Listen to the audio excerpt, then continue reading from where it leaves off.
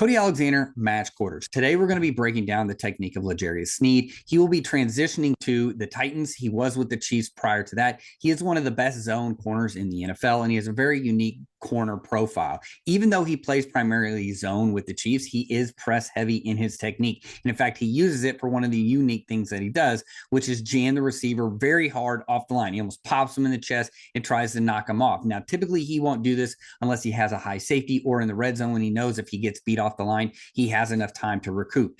The one thing that this does to receivers is it really throws them off at the top of the route. In fact, there was a scene in the 49ers, which I'll show you, where he fake jams and it actually gets Aiyuk to give a false start. So this is something that he uses in his game, in that cat and mouse with the receiver. Let's look at his profile and then let's get into film.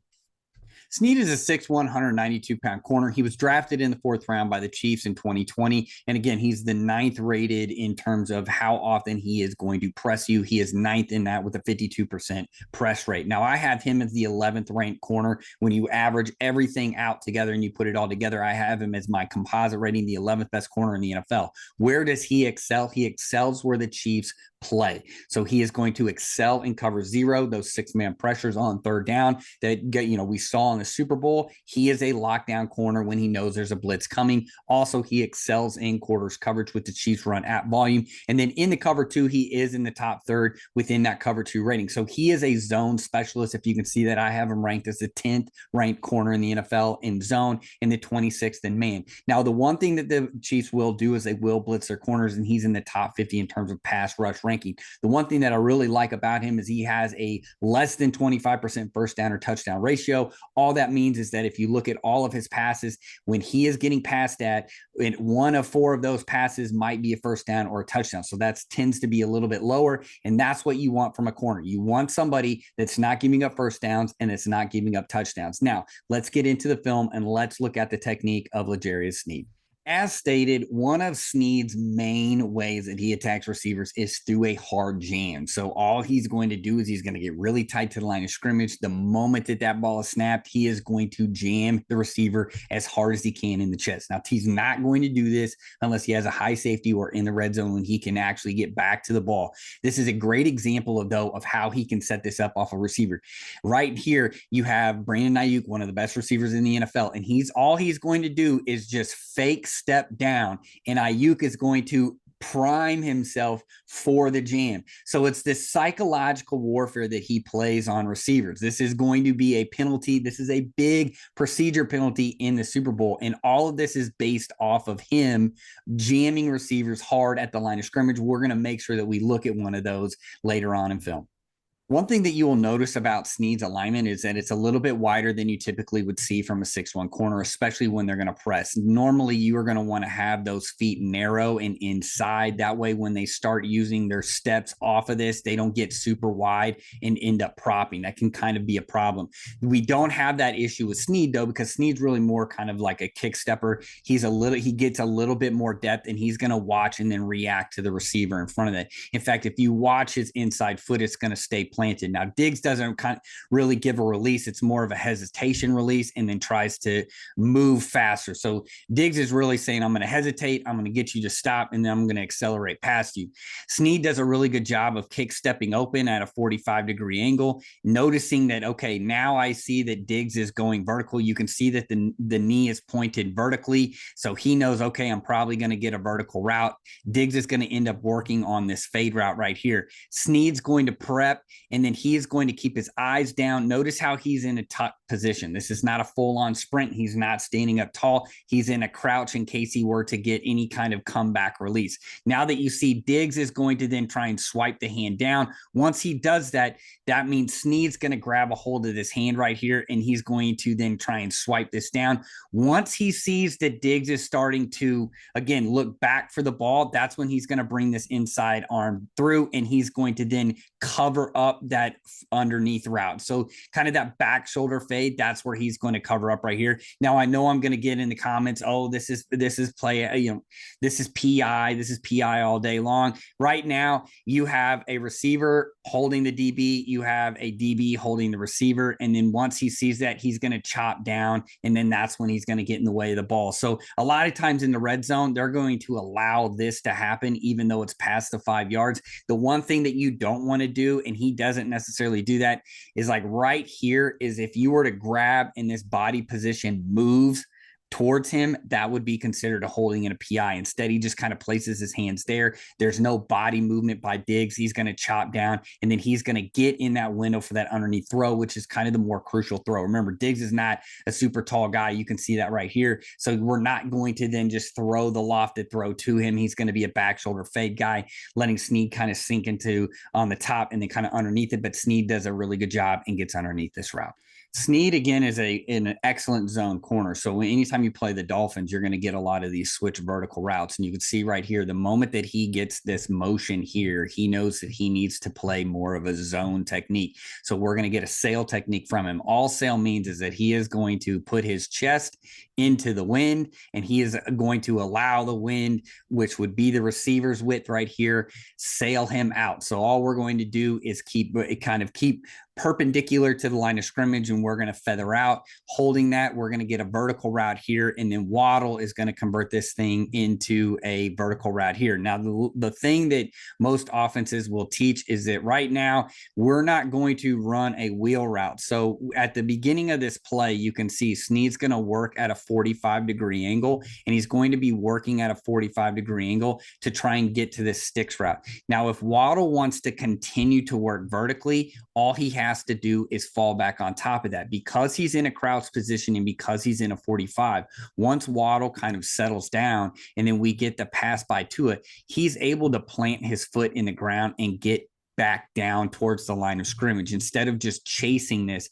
Watch him here. He's going to be at a 45-degree angle crossover. He's going to see the throw. He's going to plant, and then he's going to accelerate down onto the ball. Now, this is one of those cold games.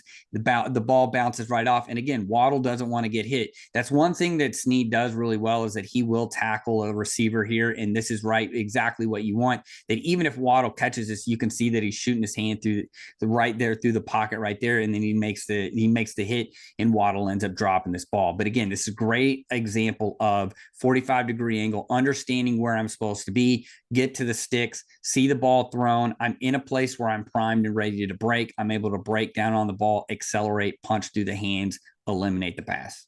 So here is the infamous jam by L'Jarius Sneed. This is one of those things that you can tell right away that he's about to do it. And then this is what feeds into that fake later on that we saw from Brandon Aiyuk. Notice, though, that he is going to be at an angle. He's actually going to attack the receiver at an angle. That's one of the things that I like about this. If you're going to hard jam and you get your feet and hips and your shoulders parallel, and then you jam both of your hands forward, the problem that you get here is that you are going to lock yourself down. You're not going to be able to then turn those hips. What he does here is he's going to actually attack Chase at a 45-degree angle. He's going to pop, and then he's going to work down, jam him. Notice how his hips are at a 45. Once Chase releases, he can then whip that hip around. He's going to get into a trail position.